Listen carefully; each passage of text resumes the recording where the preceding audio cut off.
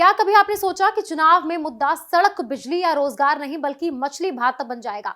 पश्चिम बंगाल चुनाव में अब सियासत प्लेट तक पहुंच गई है। बीजेपी नेता मछली खाकर एक बड़ा संदेश देने में जुटे हैं, तो वहीं टीएमसी इसे चुनावी ड्रामा बता रही है। सवाल यह है कि क्या माछ भात से बदलेगा बंगाल का चुनावी खेल? आइए समझते हैं इस नई राजनीति को। पश्चिम बंगाल विधानसभा चुनाव 2026 इस बार काफी अलग नजर आ रहे हैं। यहाँ लड़ाई सिर्फ वोटों की नहीं बल्कि खान पान पे भी आ गई है। खासकर माछ भात यानी मछली और चावल अब सियासत का नया हथियार बन गया है। बीजेपी, जिसे अक्सर हिंदी पट्टी की पार्टी कहा जाता है, अब बंगाल की संस्कृति में खुद को ढालने की कोशिश कर रही है। हाल ही में बीजेपी के बड़े नेता अनुराग ठाकुर का एक वीडियो वायरल हुआ जिसमें वो कोलकाता की गलियों में बैठकर मछली भात खाते हुए नजर आए। ये वीडियो सोशल मीडिया पर तेजी से फैल गया और राजनीतिक बहस शुरू हो गई। इससे पहले झारखंड के पूर्व मुख्यमंत्री चंपाई सोरेन का भी मछली खाते हुए वीडियो सामने आया था।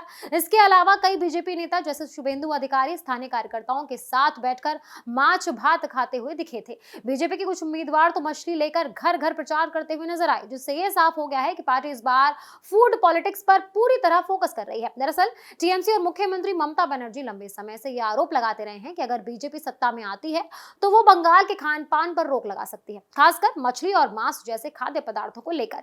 यह नैरेटिव बनाया गया कि बीजेपी शाकाहारी संस्कृति थोपना चाहती है। इसी नैरेटिव को तोड़ने के लिए बीजेपी ने अब नई रणनीति अपना ली है। पार्टी ये दिखाना चाहती है कि वो बंगाल की संस्कृति, भाषा और खाने पीने की आदतों का सम्मान करती है।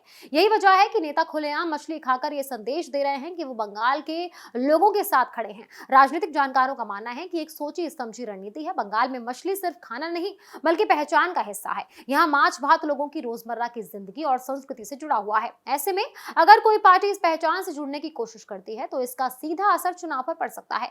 बीजेपी के प्रदेश अध्यक्ष ने भी कई बार कहा है कि बंगाल की संस्कृति में मछली और मांस का अपना महत्व है और इसे कोई नहीं रोक सकता। वहीं प्रधानमंत्री मोदी और गृह मंत्री अमित शाह भी अपनी रैलियों में इस मुद्दे को उठा चुके हैं। हालांकि टीएमसी इस पूरे मामले को चुनावी दिखावा बता रही है। पार्टी का कहना है कि बीजेपी सिर्फ वोट पाने के लिए ये सब कर रही है और असल में उसकी सोच काफी अलग है। अब सबसे बड़ा सवाल यह है कि क्या माछ भात का ये कार्ड सच में चुनावी नतीजों को प्रभावित करेगा?